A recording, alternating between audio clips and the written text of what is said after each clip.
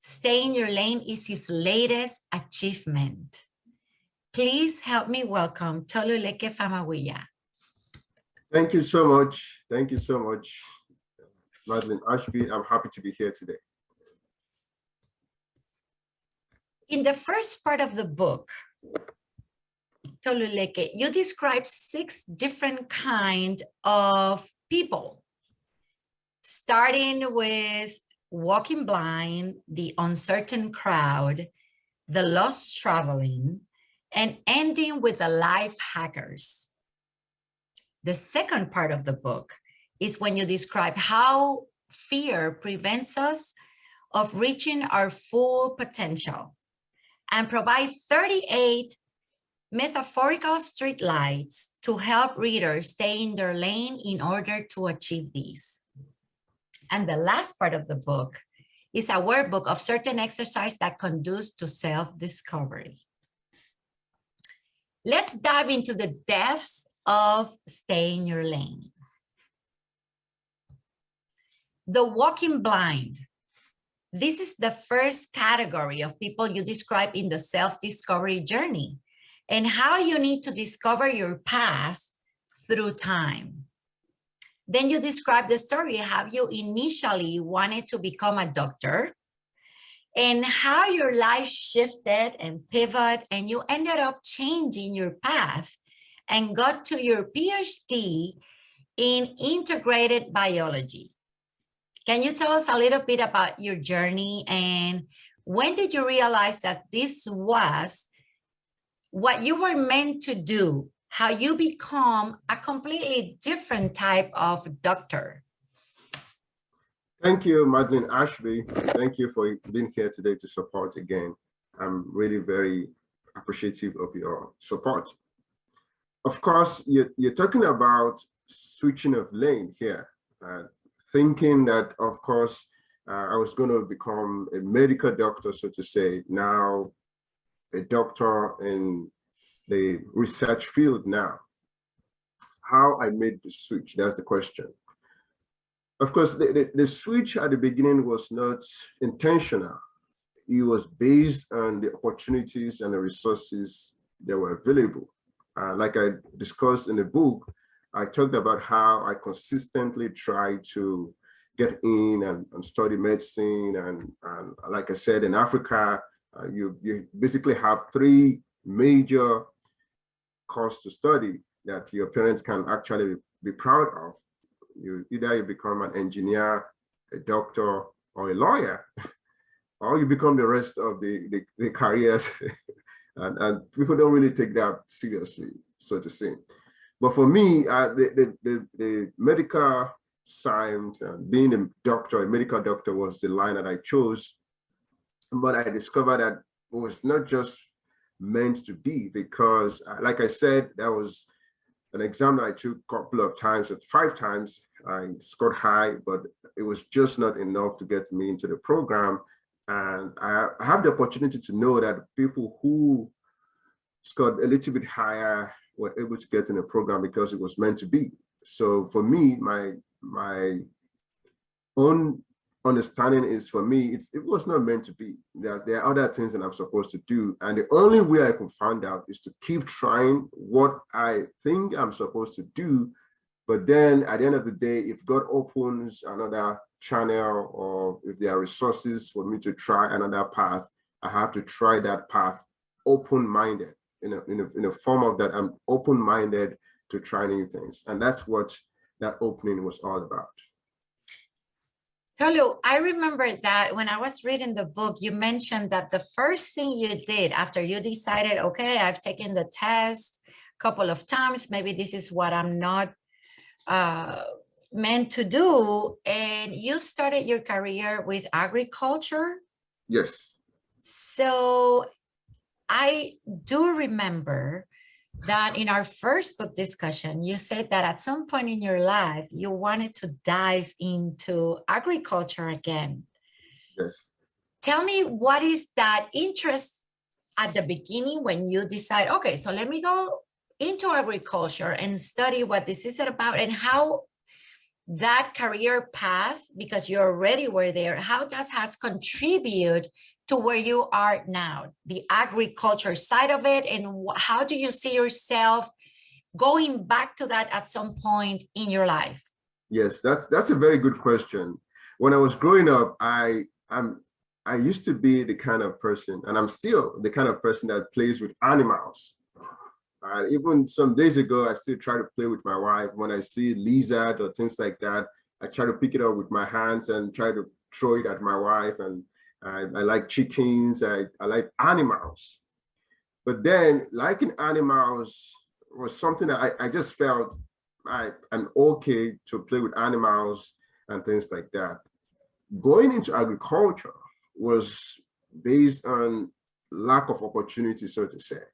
Like I said in a book, I got into the microbiology. I have to even say that. I got into paramedics in one of the schools, and I remember approaching my dad that, well, this is not really medicine. This is microbiology. And I was telling him, well, there's opportunity for me to cross to medicine later, because that's what we're doing in Nigeria. And that's what they do here in America, right?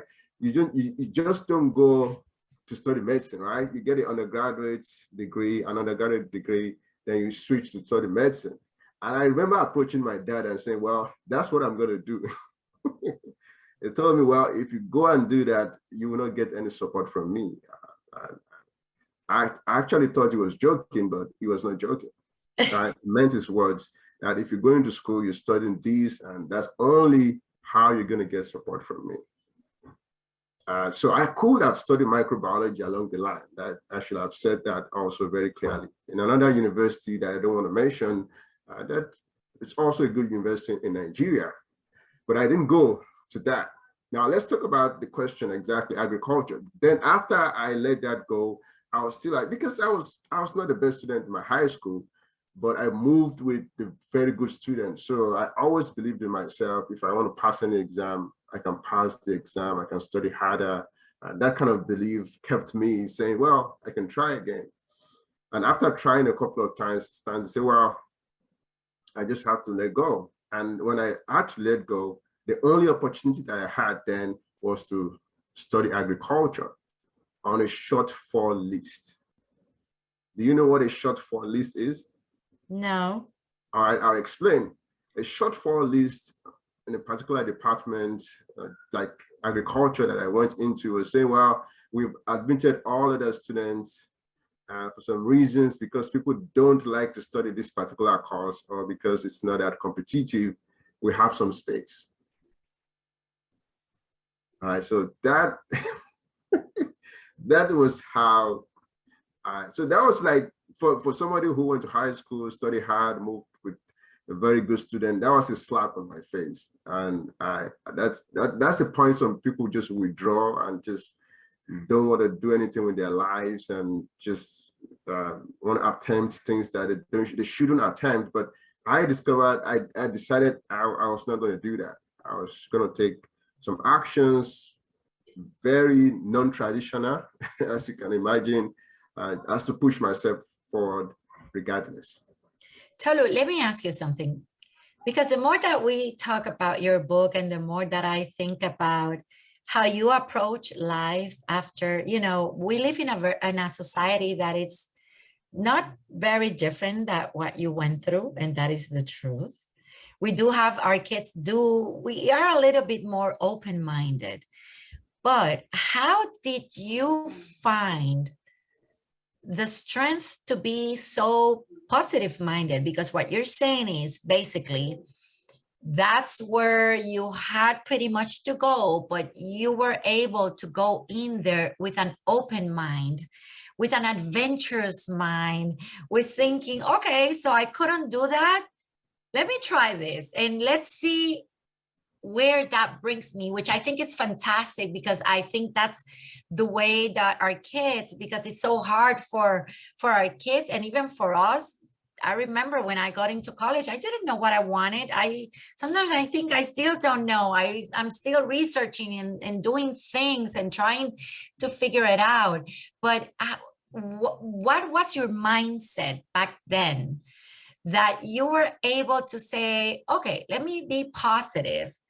about this? Because obviously the culture that you came from, just like the culture, most of the cultures that we have grown within, doesn't really have such a positive mindset.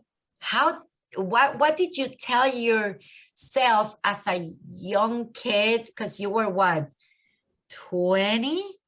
Yeah. How did you get there when your culture really didn't dictate that, when your parents thought, oh my God, he's not going to be a doctor, an engineer, or a lawyer? What is he doing? Where did you find the strength, or what did you like? I think that our audience can benefit from what did you said to yourself when you were that young. Well, I'll be very honest here. On that side, I was saying what my dad felt, and some of it is economical. He was thinking about finances. If you're gonna, at the end of the day, you have to turn out well, read a course that can, and they can feed you and feed your family. I understand his own aspect of reasoning, but then on one side, my mom was also approaching it from the spiritual side, as you can imagine. She's still a pastor up till now. And of course, going in a very Christian family whereby church is not an option. It's not an option, it's something that is a necessity. So I think that's part of the positive mindset whereby you know that there's the power that is above everything that you're trying to do, that there's something or somebody that controls other things that happens to you besides just you trying. All right. And I know that because this is just the way life's supposed to turn out. Because think about it, we always think, well, this is what I want, but then what we want is not always what happens. There's some power that actually controls the things that happen. I believe in that. And once I pray and things are going the way that I'm not actually hoping it's gonna go, I still don't give up. I just keep hoping, praying that the best opportunities that is for me comes to me. So I think that's part of the mindset. And also just looking at life at that age, seeing that it's possible for somebody to be out there and eventually come down. And they say life is full of ups and downs. A lot of people think that's just a cliche. If you've seen people that have been up there before and they are down, that's more than a cliche to them. It's a reality. So I've been able to observe that in environment and see that, well, it's not the end of the road for me. So I'm gonna keep trying until the life is gonna say that if there's life, there's hope. That's what we say. Oh, that's wonderful. And I do think that we're moving forward with that mentality, in the sense that we realize that when we graduate from high school, we really don't have all the answers. And I think that our society have learned that let's explore a little bit more. Let's let our kids, they don't have to have all the answers right away. But at the same time, you cannot be a lost traveler, which is something that you talk about in your book. That's one of the categories of the 6 different kind of people, where you mentioned that you cannot become what we want by remaining who we are. And that's really what you did. You started on a different journey, and you engage in different volunteer experiences. Can you tell our audience, how would you, if they are stuck and they don't know what to do, what kind of activities did you volunteer in, and how you can really explore other options to maybe see if some of those can guide you better on your journey?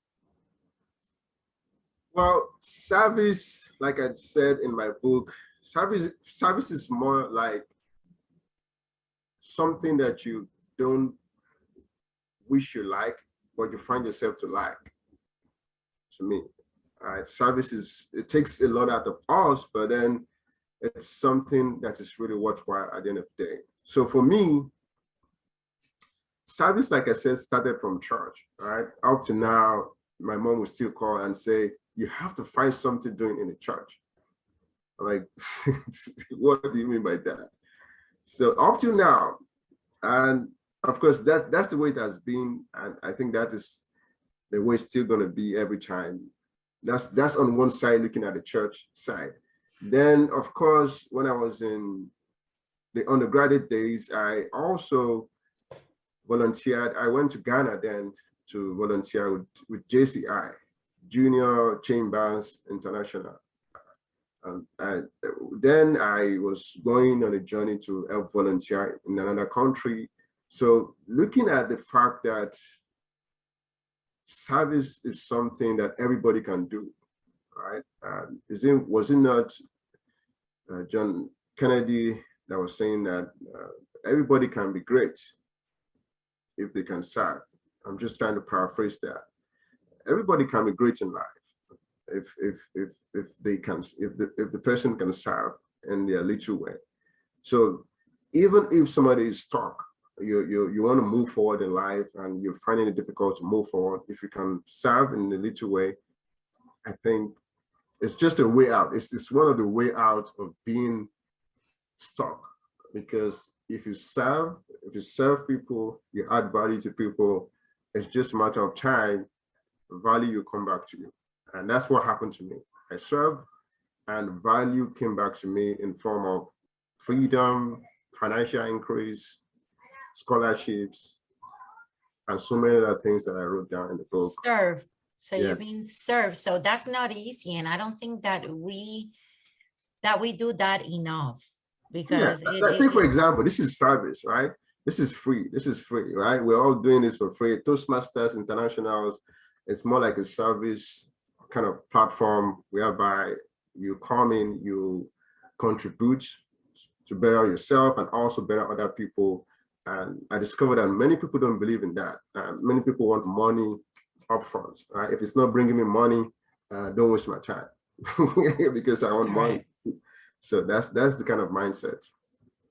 So you have to start somewhere, and what better way which brings you joy, and definitely you feel that you're contributing to society. And I think that the relationships that you do while you're doing this, like for example, I remember in our first conversation, we talked about how you achieved the grants that you achieved to cover for your PhD and all that, because you gave so much to the university, and all the relationships that you did. So that it's part of all that serve. That was the outcome of giving back, no? Of everything that you put in, definitely.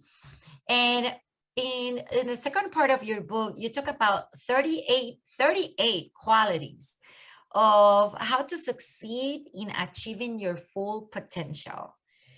And there is a chapter about fear. And of course, fear, it really, I was very impressed about how you said that fear is one of the biggest time wasters in our lives. Can you expand a little bit about that? Yes, I can. Thank you, Madeline Ashby. Fear is something that we all can relate to. Right? I have fears for so many things, and I'm sure a lot of people here have fears for some things. It will be very interesting if you share some of your fears with us today.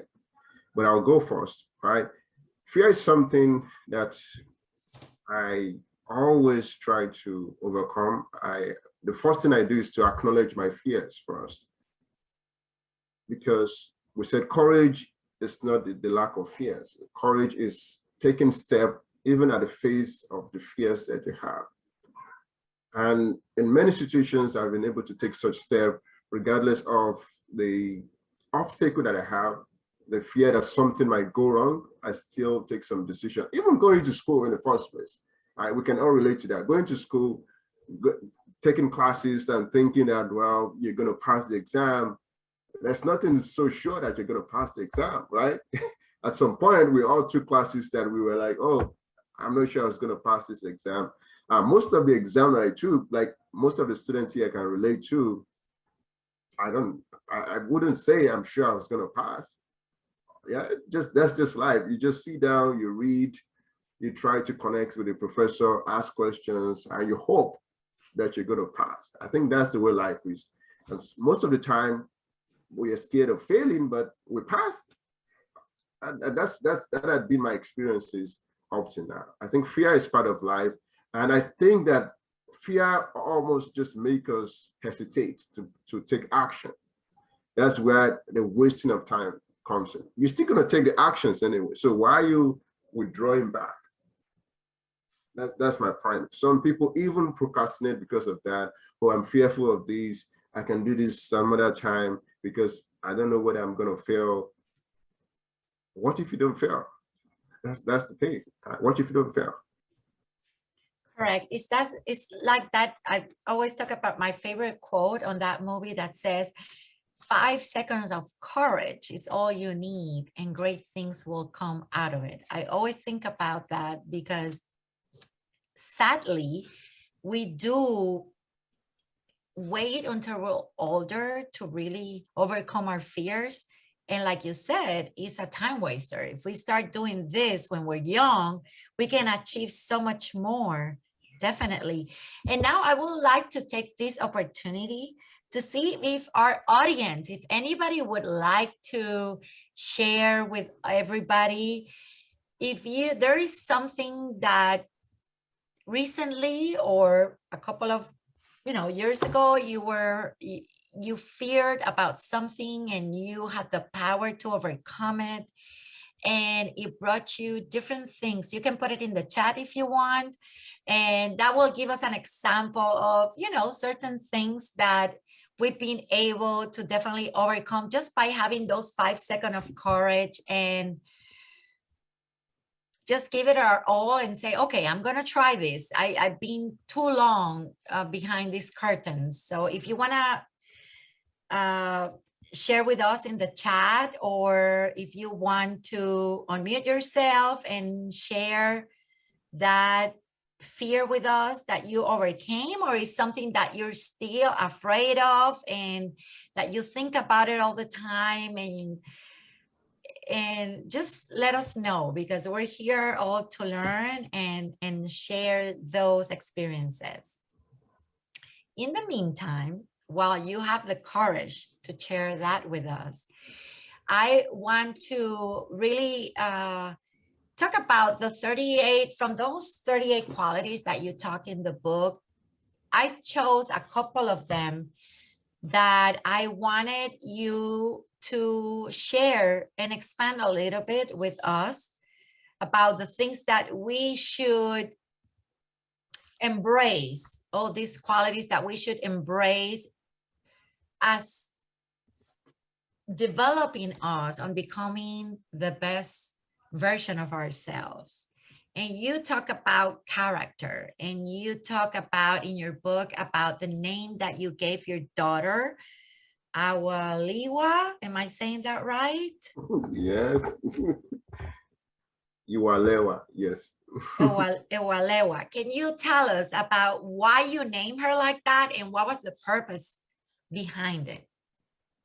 Yeah, my daughter's name is Iwalewa. That means in English, character is beauty. I mean, for what I've learned in life, I've understood that success is very important. But what I've seen around is that the level of success that we have is going to stay at the level of character that we have, right?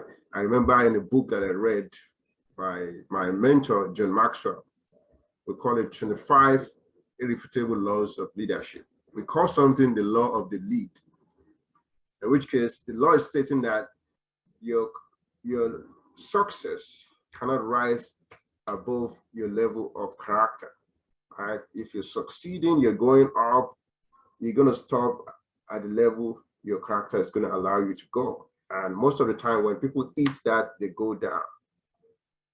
And we've seen this in real life, right? Somebody is so successful, famous people, the name is so big, they have so many money, they have so much opportunities, they have so much cash to throw around. But at the end of the day, you find out that the person is just down all of a sudden because they are successful with a lot of money, they are famous, but then the character is not there. And it's just a matter of time. The person is going down.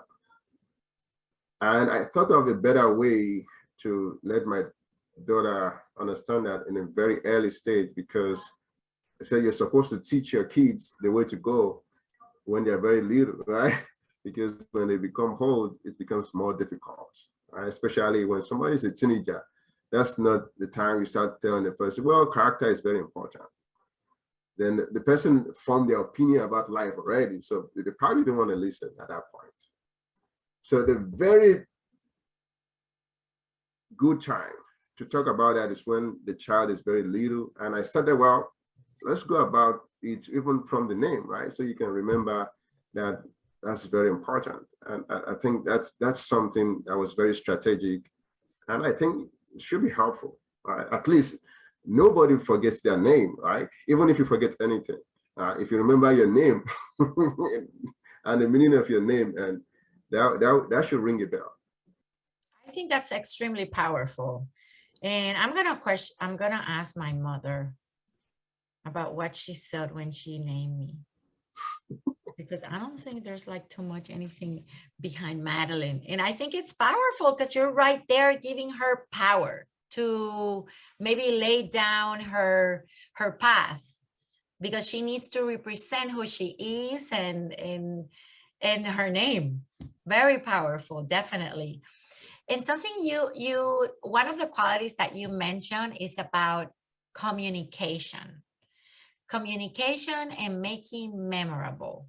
So what do you mean about what's the relationship between communication and memorable?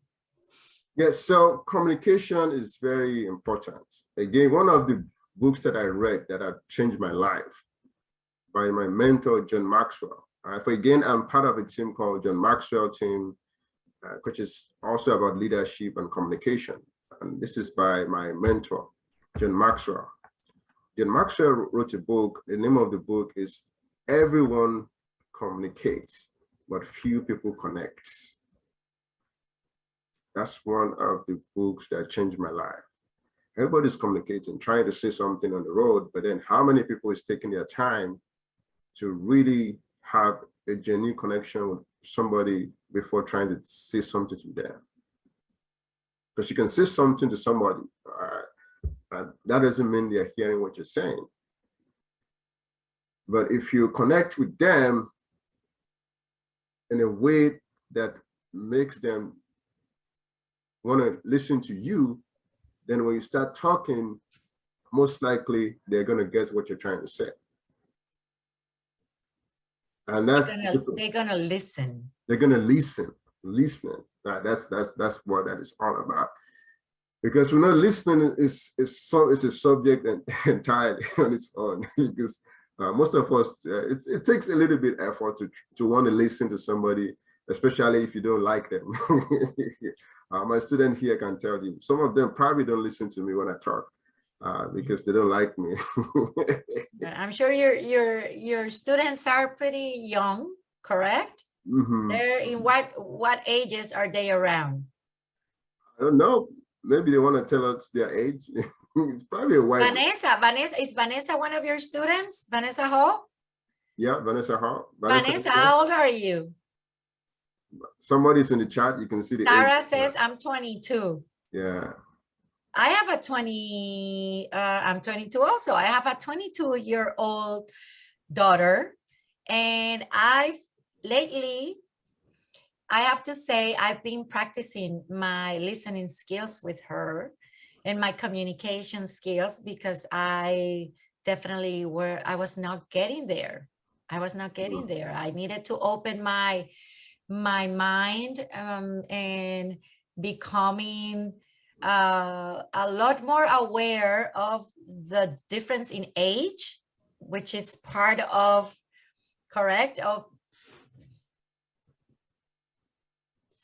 part of our development as human beings is if you want to connect with other culture, with other generations, you have to listen attentively and open your mind to ideas, correct? Yes. And that is difficult to do, but once you do it and you achieve it, then you definitely connect with them. So listen to this. So Sage says, I'm 22, Sarah is 22, Lakeisha 29, Vanessa 22. And definitely there is a gap of generational gap.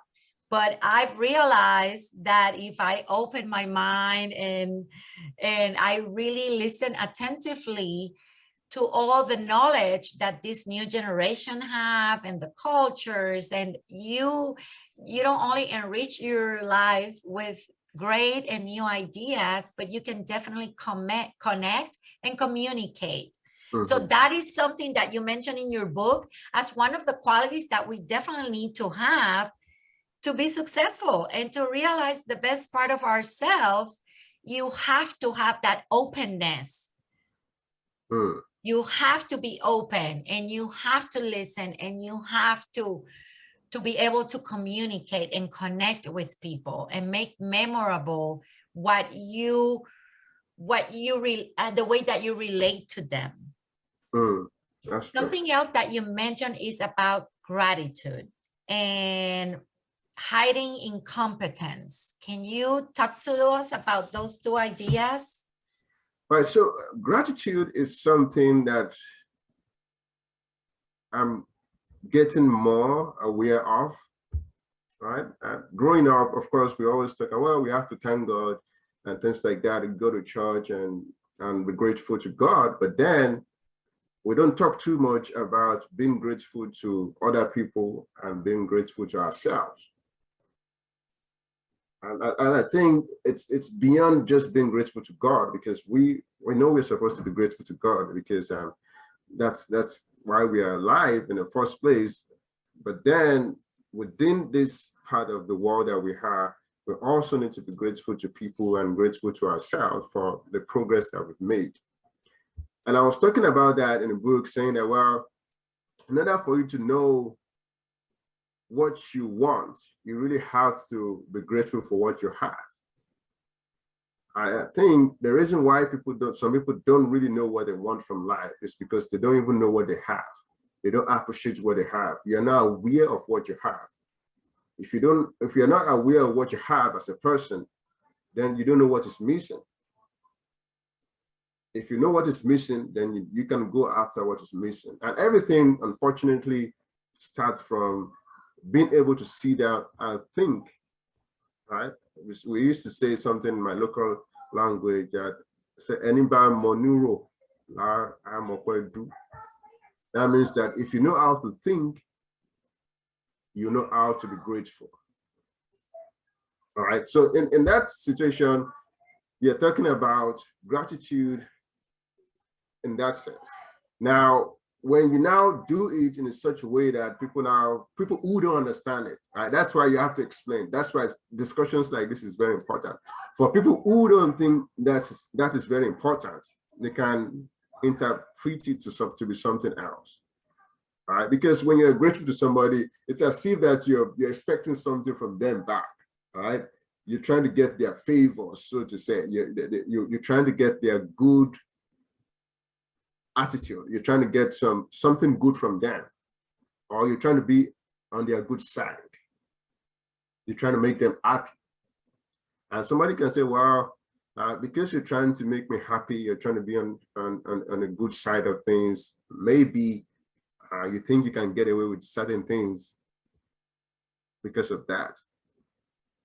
I've seen people that have actually just redid that kind of energy based on that understanding. And the reason why I think they can do that so easily is because they don't understand that gratitude is very important, and gratitude is just supposed to be a part of our lives. It's something that we're supposed to do every day.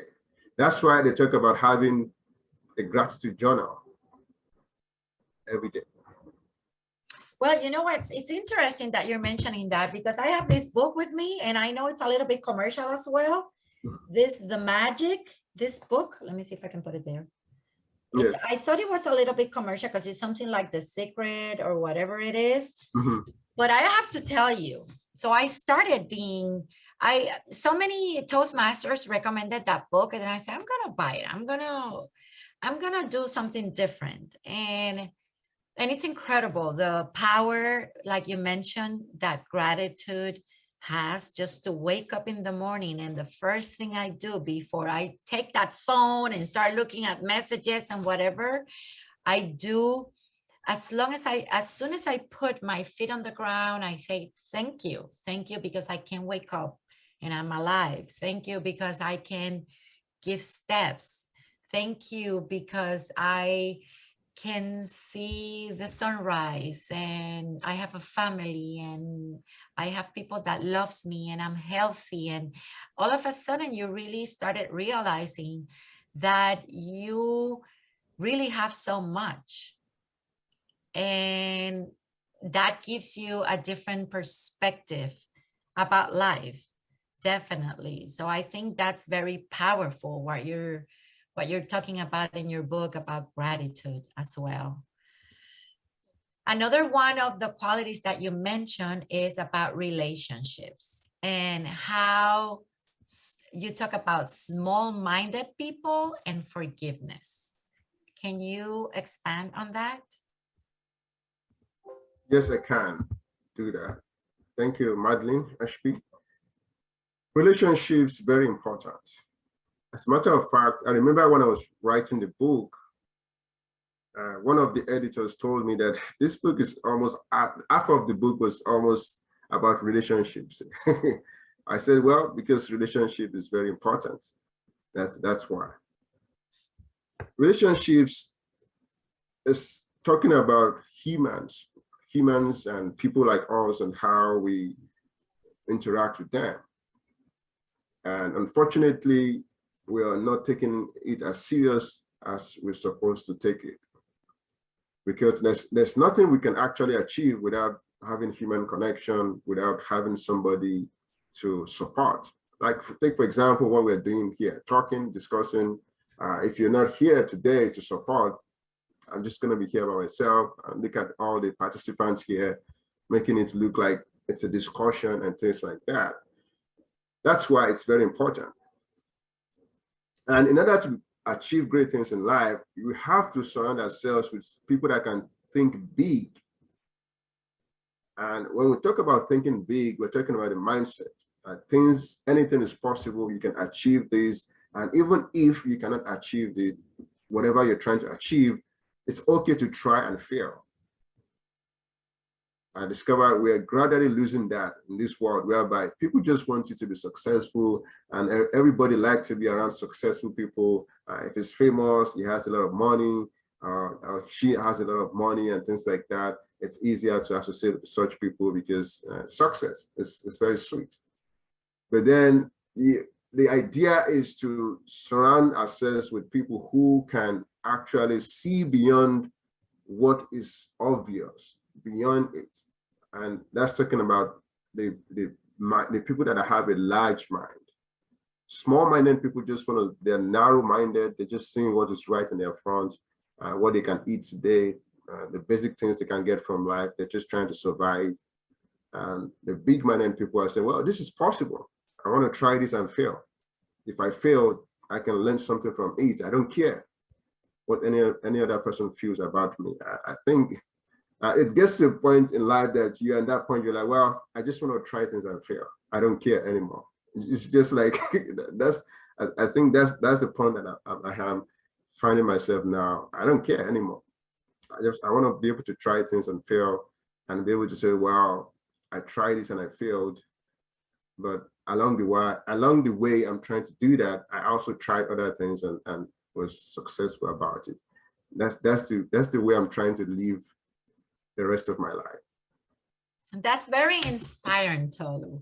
And I have to say, I do have new things that I want to do in 2022.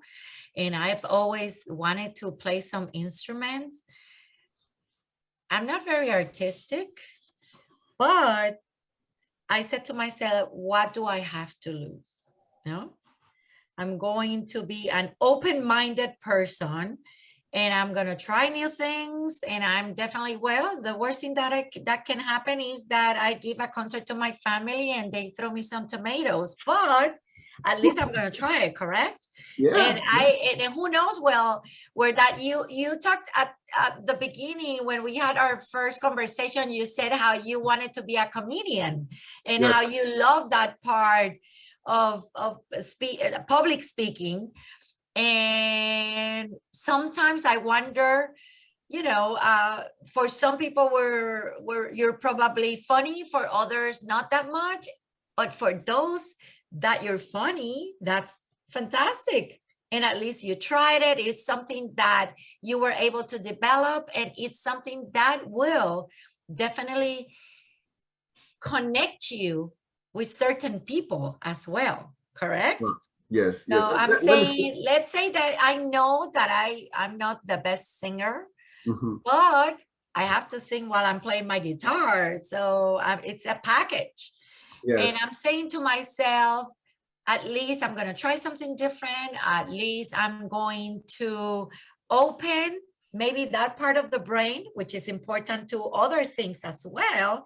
And maybe at the same time, I can connect with certain people that I didn't know that enjoy that, correct? And that could lead me to other things that will get me eventually to new things, to things Yes. that maybe I thought it will definitely, I would be able to overcome fears and be more out there. So at the end, we're looking for qualities, for attributes that we can develop in our lives to become the best version of ourselves. That's what Yes. this book is about. Yes. And Yes. it doesn't matter how we explore those things, as long as we're doing correct Yes. and we're experimenting and being out there and trying new things, that's definitely gonna develop us more and bringing things that we don't even know they're within us. Yes, yes, that's very true. I want to say something about that now that you mentioned that. I was talking about that in a book. Like growing up, five kids, I can describe myself as the dullest of my parents' five kids. Uh, I looked very awkward when I was really small. A lot of people used to make jest of me then, and of course that also affected my confidence and interacting with people. And at that point, there was something in me that people usually think is funny. And I also said that in the book, my nickname given to me by a particular high school friend was called Smile Virus. And that name was very funny. I'm not sure whether he remembers today. He gave me that name. When I got into undergraduate, I used that name to contest for posts at the political level. The first election that I went in for, I lost. The second election, I won. A few weeks ago, I was chatting with one of my undergraduate friends there. He was saying, "Well, how are you doing?" And I like the brand that you had when we were in college, Smile Virus. I'm like, I didn't even know I had a brand then. I was just playing around. I was just using a name that somebody gave me that I thought was funny to me and probably could catch people's attention, and eventually use that to win a particular election. Then I became the president of my department in undergraduate days. Now, talking about funny, I've always been a shy kid, and to some extent now, I still think I'm shy. One of my high school friends was still telling me, "I'm not shy anymore." No. I don't think so, Tolu. You've done everything that you wanted. You speak in front of people. You wrote a book. You have a PhD. I mean, I think that you have to X that out of your personality. I don't think you're shy anymore. I think Okay, you overcame that. okay, I overcame that. I used because my high school friends still saw me a couple of days ago, and the first thing I said was, "You used to be a shy kid."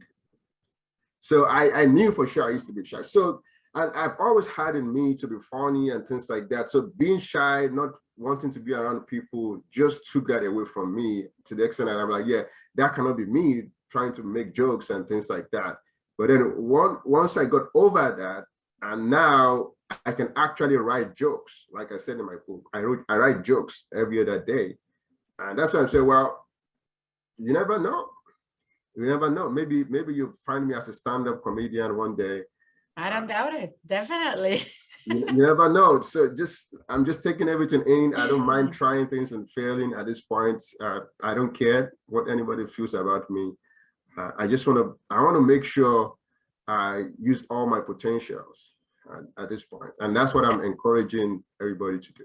That is wonderful, wonderful. And I think that we've all learning about your journey. And the last quality that I want to ask you about, and I want you to explain to us a little bit about it.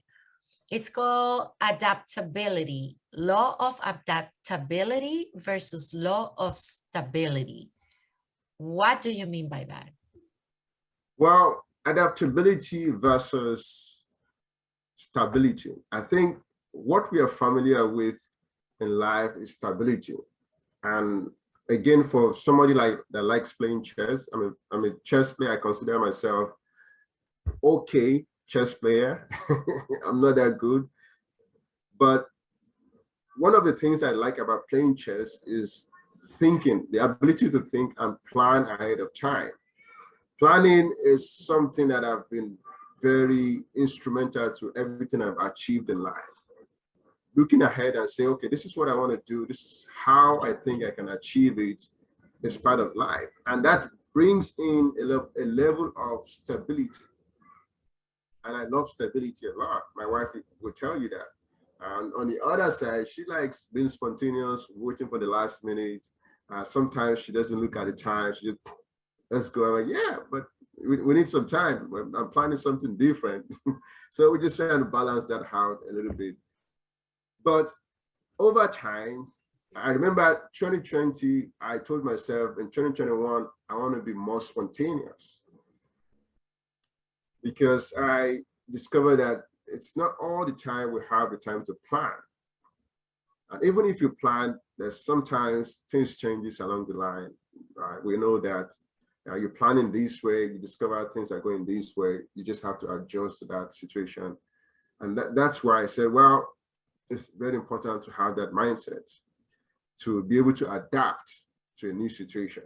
And I gave the example that I had during my 35th birthday celebration. Well, I had one of our good Toastmasters, a brother and a friend that was going to be the MC. He was there on time. He was there even before the time. Very reliable friend. He was there to support. And he just told me he had to go. He had to go before. I'm like, yeah, what am I going to do? Then I look around. I discovered that one of my family friends from wedding ceremony was there, because she was the MC during our wedding ceremony. I just had to approach her and I said, well, can you help out? Because this person will have to leave at this particular time. And it worked out, because I was ready to just look at my environment and trying to say, well, if this is changing, how can I adapt to the new situation to make sure everything is good? And it worked out fine. Very good celebration we had, and it was almost that it was planned, but it was because I was able to adapt at the last minute. Tolu, there is a verse that part of the Bible that you mentioned in your book. It says, whatever your hands finds to do it with all thy strength. And that verse really impacted me, because I do think that we waste so much time trying new things, but doing it half of our capacity, so we do have to put our hearts to it in everything we do. And that's what you mentioned. If you're going to invest the time, do it with all your strength. And you mentioned that the most ignorant thing that we can do is to envy somebody, to think that someone else it's better than you at something. But maybe it's because we haven't put our whole heart to it, and we haven't really put all our strength to whatever we're doing. And what I wanted you to talk to us about is that you said that instead of spending time being jealous and angry towards somebody that is successful around you, one should use that time and energy to explore a part of yourself that has been hidden. And I think we lost Tolu. Something happens. Hello? We lost you.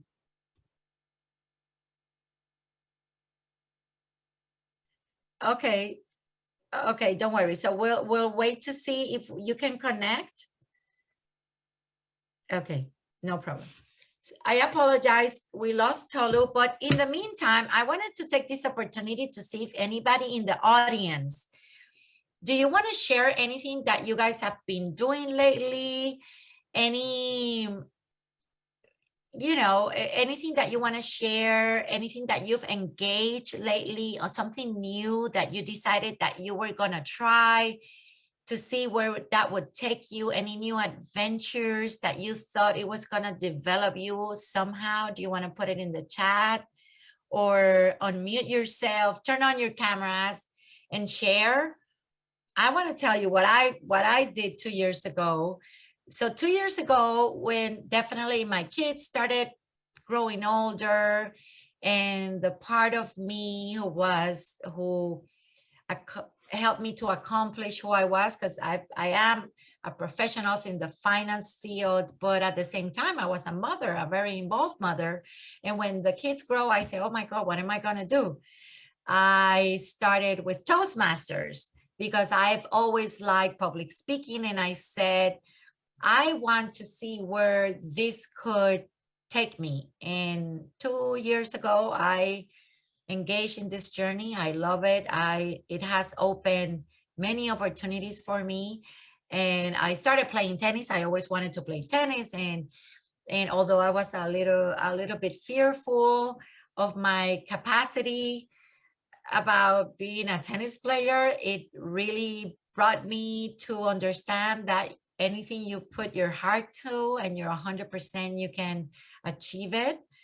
And this year, my new venture is about, I want to take a course in leadership, and I want to play the guitar.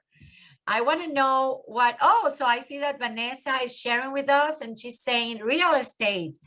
And that is fabulous, Vanessa. So real estate, I just want to advise you, you should join a Toastmaster club, because that's going to help you with your real estate connection with people.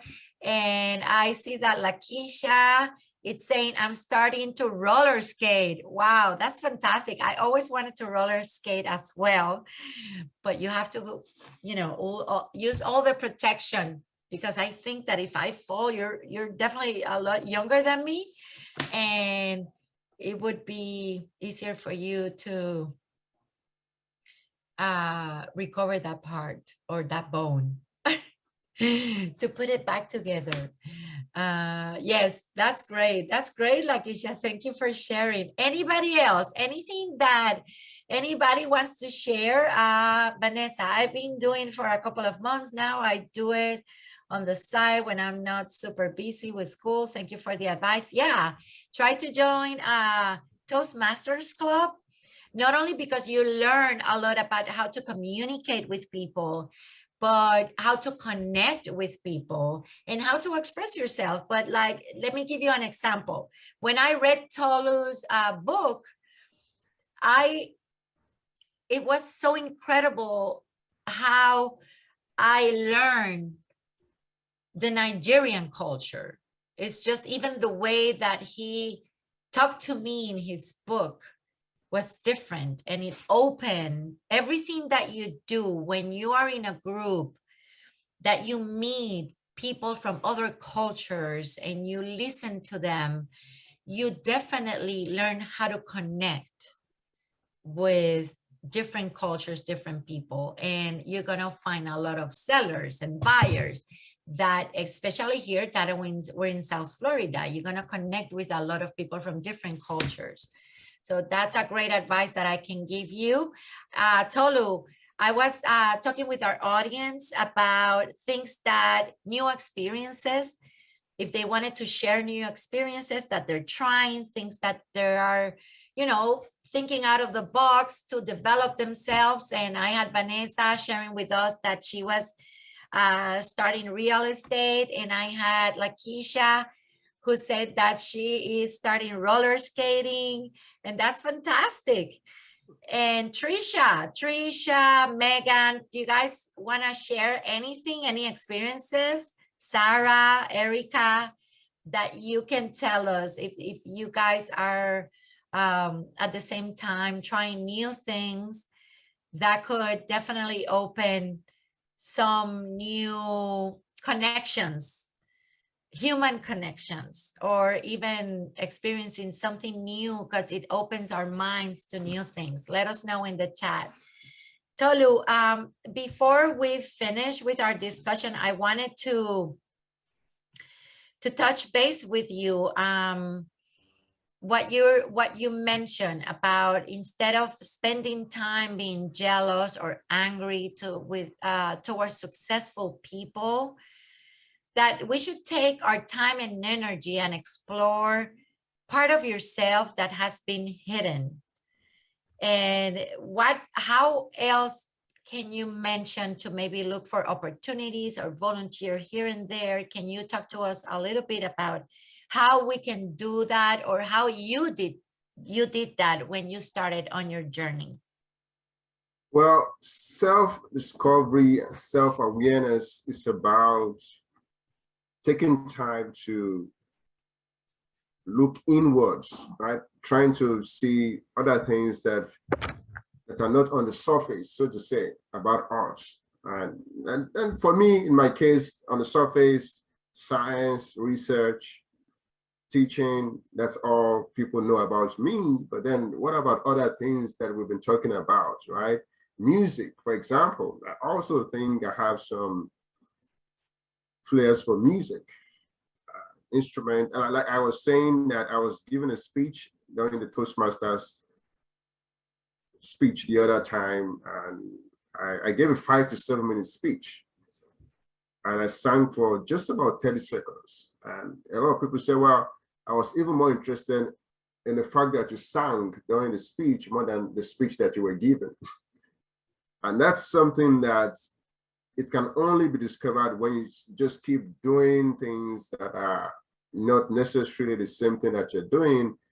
But for example, joining Toastmasters can help me with my presentation skills as a researcher and also in teaching. But then along the way, trying to do that, I paid attention to other things that I'm also discovering about myself, which is flares for music. Where that is going to take me, I don't know.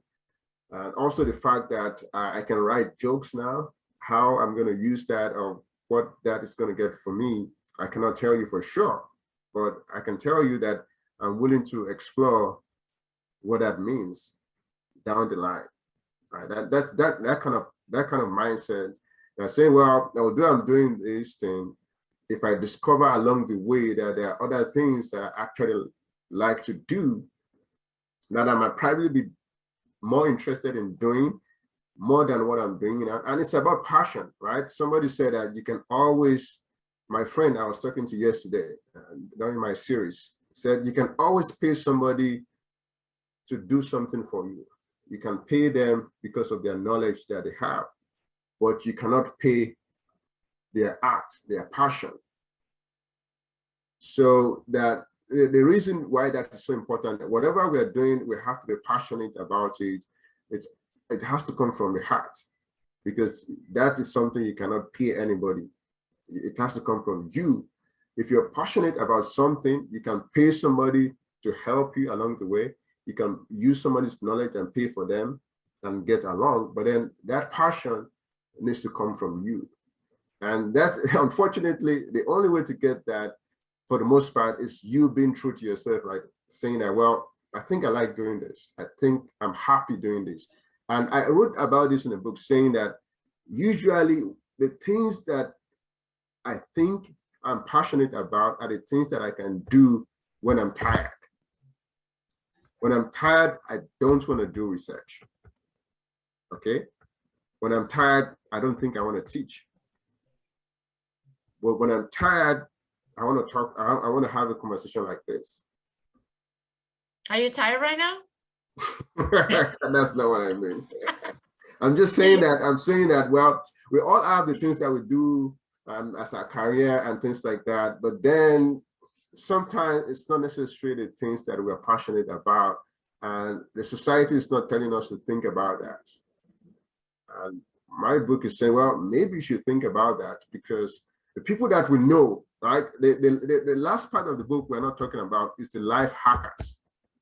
And the reason why I describe them as life hackers are, for some reason, these people that have done so good for themselves, they appear to align what they've spent all their life doing, their career path, their certification and things like that, with their passion, to the extent that they've done so well over time doing that.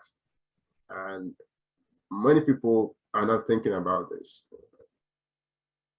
I agree. I agree. And would you know that Sarah, it's sharing with us, and that's curious, that she wanted to do yoga. And I heard there are groups that do yoga on the beach, and that is something I really want to join, she's saying. And this morning, I was thinking about that. In Fort Lauderdale, yes, there are many groups that do that type of yoga, and that opens up your world, because it definitely, the people that are around you that does these disciplines are in a different stage. I think they're very into being centered, focused, spiritual, connected with the universe and all that. And like I said, that's something new to learn. That's something that you can share with new people, experimenting something new, finding passions that you don't know that you have.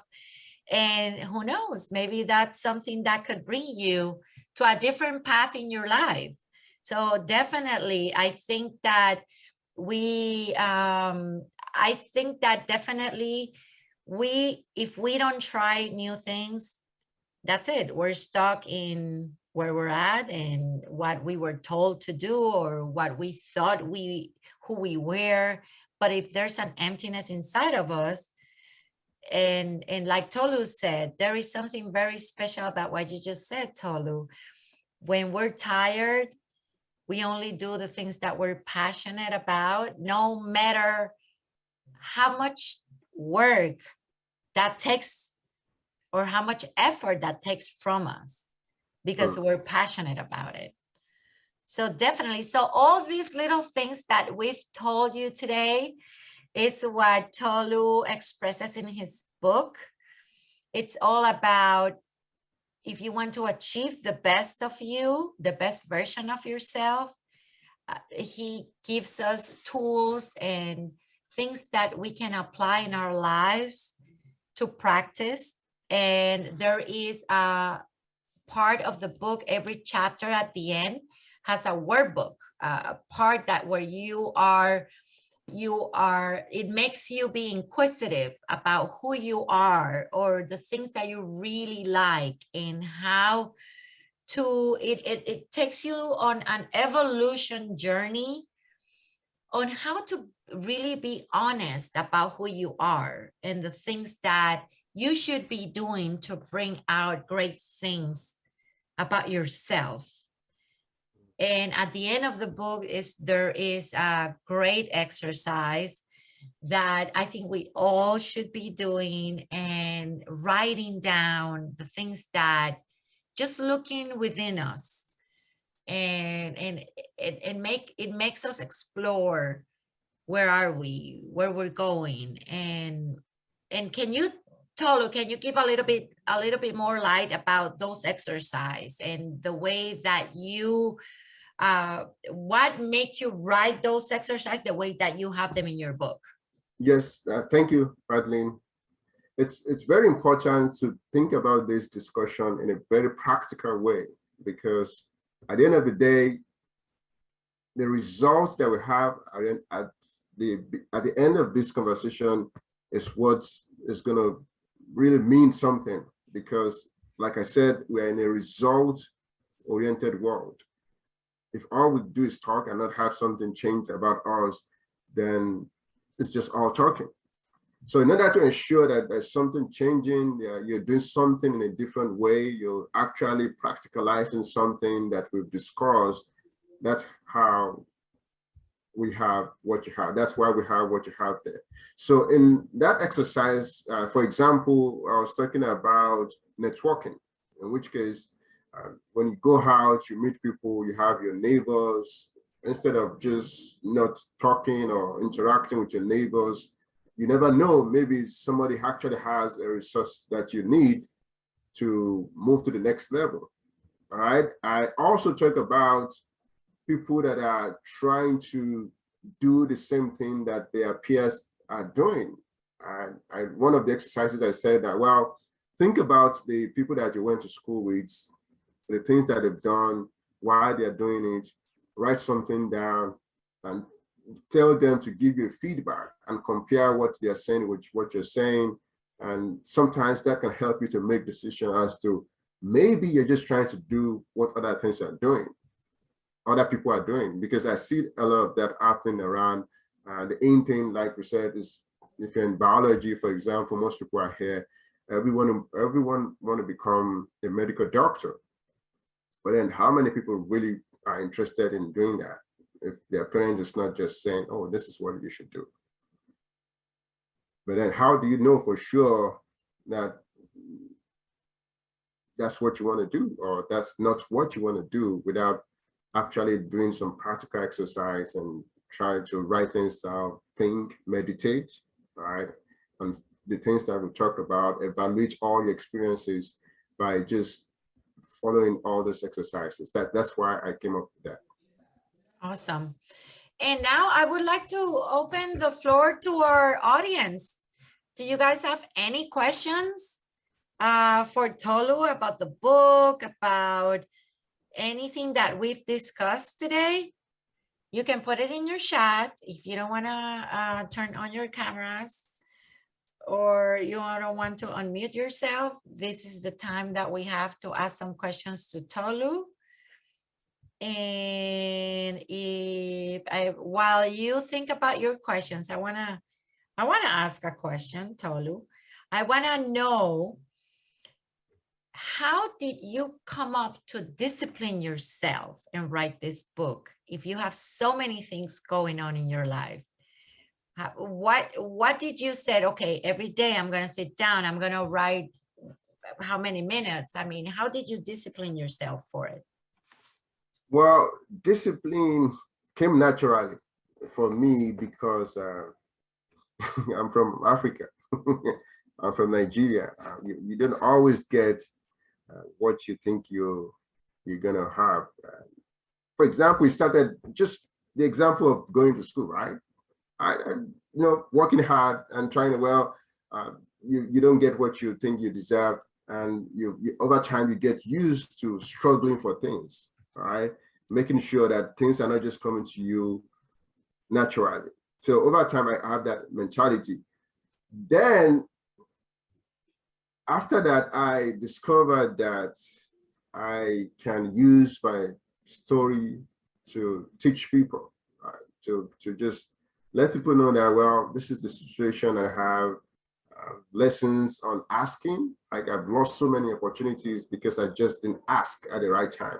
I talked about that in a book also, and I don't think many people know this, that it's okay to ask and have no as an answer versus finding out that you actually lost a particular opportunity. Losing an opportunity is really bad and way worse than you receiving a no, the possibility of a no. So in that situation, I discovered, well, I have to sit down and teach people with my stories and things like that. So I started writing every day. And it didn't come easy, of course. It didn't look like a book at the beginning. It's always going to look like a scattered thoughts. So but when you put all the scattered thoughts together, and the scattered thoughts becomes a paragraph that is not so comprehensive, then a paragraph becomes a page becomes 2 pages, 3 pages, and things like that. It's just in beats and things like, and also in essence, the importance of it, knowing that I've learned from other people's situation. I'm still buying books from other people and that I see I can learn something from. And I think people can learn from me. I think it's selfish if I don't allow people to learn from me. I don't want to be selfish. So that's my motivation. Thank you, Tolu. That is so cool. That is really inspiring. And I want to thank you for Sarah, your comments, and Sage. And I definitely would ask you to finish the book and not only read it once, read it twice. The book is a small book. It's easy to read because there are many things that can definitely contribute. And it's wonderful to review the ideas and really think about them. And this is a great moment. We're going into Christmas vacation. We have time off to read the book. Maybe you can buy it and give it to some friends as a gift. I think that I've been lately talking about this book because I did have applied many of those things to my development. And what I love about that, Tolu, is what you're saying. We all have something to give to someone else. We've all come from different culture, different experiences, different families, and we have different values and ideas that are contributing to someone else. It can contribute to their lives and their development. So thank you for being here today. Thank you for sharing this experience with us. And please make sure that you get a copy of the book, you read it, you share it, and you gift it. That would be wonderful. And if you don't have any more questions, we're going to let you go. Thank you for being part of our discussion today. And thank you, Tolu, for giving your thoughts and your experiences to the world, to all of us. Thank you so much. Thank you. Thank you for coming here to support. And I see you guys in the next one because I'm sure he's going to have a next book. See you guys soon. Bye. Have a beautiful holidays. Thank you for joining. Thank you, Madeline.